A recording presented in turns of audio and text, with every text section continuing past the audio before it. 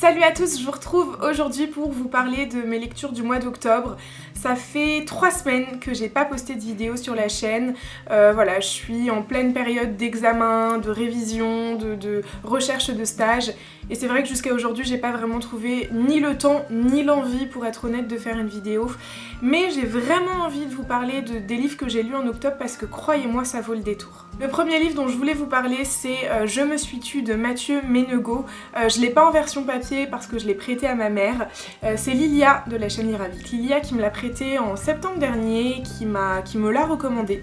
Donc j'ai suivi ses conseils, je l'ai lu au mois d'octobre et c'est une très belle découverte. C'est une femme qui est en prison et qui nous raconte tout simplement comment et pourquoi elle en est arrivée là. Au début du roman, j'étais persuadée que c'était un témoignage ou que c'était un roman inspiré d'une histoire vraie. Et en fait, au fur et à mesure, je me suis rendu compte que l'auteur était un homme, Mathieu Ménegaud. Et j'aimerais vraiment saluer le travail de Mathieu Ménegaud parce qu'il a réussi à vraiment s'imprégner du personnage. Enfin, il a fait en sorte qu'on s'imprègne du personnage principal. Il s'est glissé dans le corps et dans la tête d'une femme. Je pense pas que ce soit quelque chose de facile. Il a retranscrit des émotions vraiment parfaitement, je pense. Je pense que toutes les filles et les femmes qui ont lu ce livre ont pu voir ce talent. Et voilà, je tire mon chapeau à Mathieu Ménegaud qui a vraiment créé une histoire et une ambiance propre aux femmes et je trouve ça vraiment assez spectaculaire. Il faut rentrer dans l'histoire en ne connaissant rien. Le simple fait de savoir que c'est une femme qui est incarcérée, qui vous raconte pourquoi est-ce qu'elle en est là, ça suffit vraiment. C'est une lecture qui est assez surprenante. C'est un roman qui se lit très vite, qui amène à un tas de questionnements, à un tas de réflexions sur la féminité, sur la justice, sur l'éthique, sur la moralité, sur la psychologie. Vraiment, c'est un roman qui englobe énormément de sujets, de questionnements, de réflexions. Je vous le conseille vivement, vraiment je vous conseille de lire ce livre. C'est pas une lecture facile, croyez-moi, j'en suis pas sortie indemne. Encore aujourd'hui j'y pense, encore aujourd'hui je me pose des questions sur tout ce que peut entraîner ce livre, je peux pas vous en dire plus. Mais en tout état de cause, c'est un contemporain un peu choc, qui remet les idées en place et vraiment, je vous le conseille. Je sais pas quoi dire de plus pour vous convaincre. Voilà, c'était une très belle lecture pour moi et qui vous amène à réfléchir sur certains sujets dont je vous ai parlé avant, donc voilà. Je vais passer maintenant à un livre qui m'a laissé un petit peu plus perplexe. Il s'agit de Sans un adieu de Harlan Coben aux éditions Pocket. C'est l'histoire d'un couple fou amoureux, un couple qui est assez médiatisé puisque Laura est une femme d'affaires connue et David est un basketteur professionnel. Ils partent en lune de miel, donc ils se sont mariés dans le plus grand des secrets. Ils partent en lune de miel et un soir, David disparaît et Laura se met en tête de faire sa propre enquête. Alors je vais être assez brève, j'ai lu 2 Harlan Coben, donc celui-ci, le premier que j'avais lu c'est Ne le dis à personne, qui est quand même un de ses plus grands succès je crois, et qui m'avait plutôt déçue. Donc je l'ai lu il y a 2 ans, mais je sais que le processus en fait de mes émotions a été plus ou moins le même au cours de l'histoire, du début à la fin, entre Ne le dis à personne et Sans un adieu. J'ai l'impression d'avoir vraiment ressenti les mêmes choses. Le corps du roman, il est intéressant, il y a du suspense, voilà, le scénario tient la route, les personnages sont plus ou moins intéressants. C'est vrai qu'il y a... je suis assez mitigée par rapport à l'image de la femme. La femme qui... Voilà, il y a 2 ou 3 femmes qui sont vachement mises en avant, qui sont des femmes fortes, qui sont des femmes courageuses, ambitieuses, indépendantes, très entreprenantes, et qui sont toutes des bombasses. Donc voilà, c'est le genre de choses qui a le don de m'énerver de plus en plus maintenant dans les lectures. C'est qu'on a envie de mettre en avant... le fait que les femmes peuvent être indépendantes, etc. Mais alors certainement pas moches.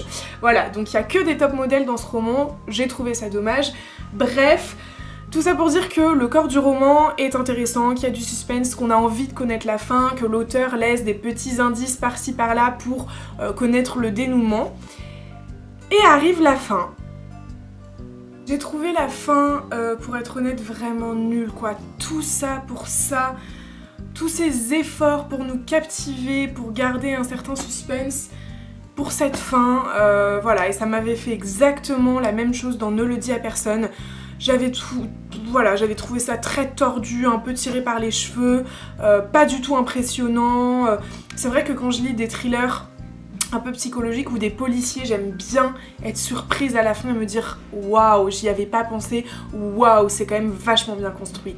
Là, franchement, ça vole pas très haut, voilà, je ne veux insulter personne, n'empêche que je trouve qu'il aurait quand même pu trouver quelque chose de mieux construit, de mieux abouti, et là ça fait vraiment, bon allez, la fin, je me suis donnée pour le reste du roman, je vais pas faire d'efforts sur la fin. Donc voilà le bilan de mes 2 Harlan Coben lus, dont celui que j'ai lu au mois d'octobre, Sans un adieu. Le roman lui-même sympa, mais alors la fin, ça vaut pas le coup en fait, ça vaut pas le coup.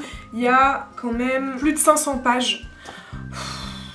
Même si ça se lit vite, je trouve ça trop quoi. C'est dommage, je suis déçue, je vous le recommande pas spécialement, d'autant plus que je crois que c'est l'un de ses premiers romans.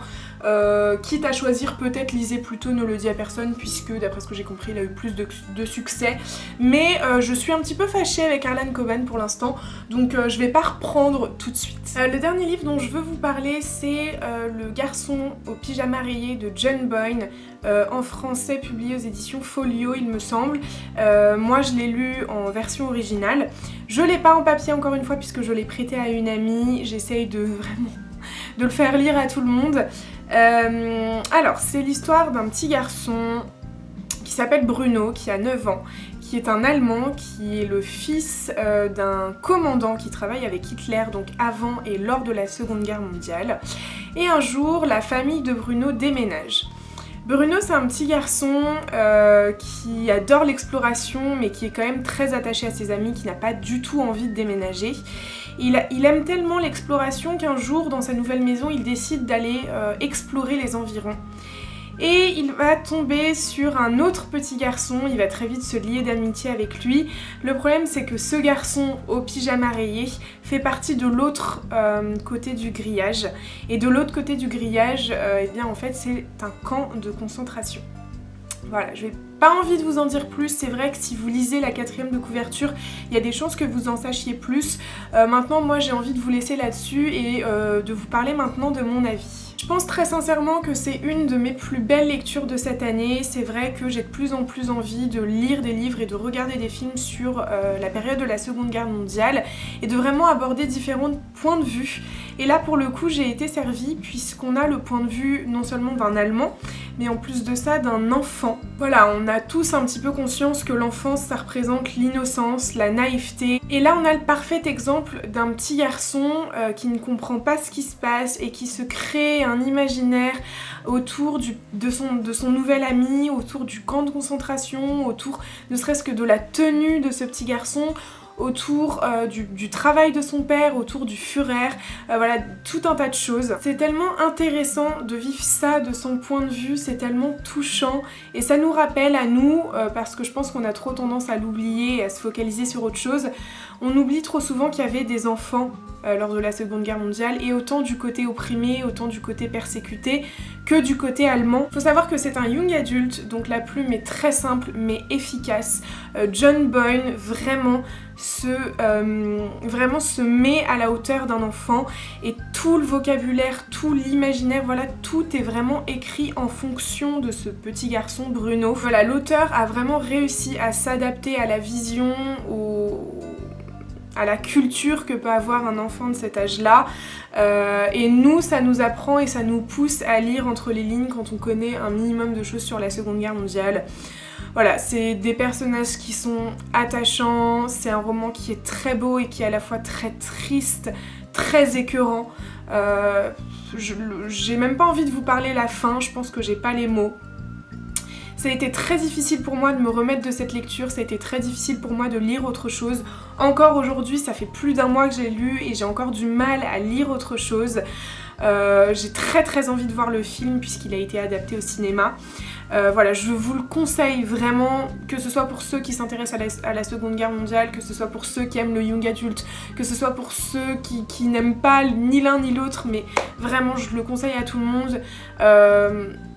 Pour l'instant, c'est un livre que j'aimerais vous faire gagner à Noël. Je vous avais dit que je vous ferais un concours à Noël. Donc il fait partie des livres qui pourraient être à gagner à Noël, donc n'hésitez pas à me dire dans les commentaires si ça vous intéresserait de l'avoir. Et vraiment, si vous l'avez lu, j'aimerais en discuter avec vous si c'est possible par message privé, parce que vraiment c'est un livre qui m'a énormément touchée, que je conseille, je n'arrête pas de le répéter, mais s'il vous plaît, lisez-le. D'un point de vue traduction, je sais pas du tout ce que ça donne, puisque comme je vous l'ai dit, je l'ai lu en VO et forcément je pense que ça ne vous atteint pas de la même façon. Mais voilà, si vous ne lisez pas en anglais, eh bien lisez-le en VF et n'hésitez pas à me dire ce que ça a rendu de votre côté. Voilà, j'ai ce point en moins, j'ai enfin pu vous parler de mes 3 lectures du mois d'octobre.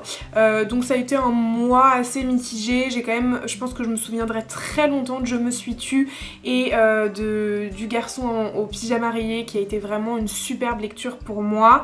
Voilà, je vous invite à me dire dans les commentaires ce que vous avez lu récemment. Je sais qu'on est en fin novembre et que du coup vous avez dû lire plein d'autres choses depuis le mois d'octobre.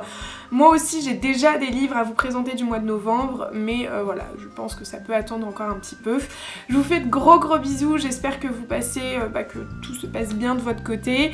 Je vous souhaite de merveilleuses lectures et je vous dis à la semaine prochaine. Ciao!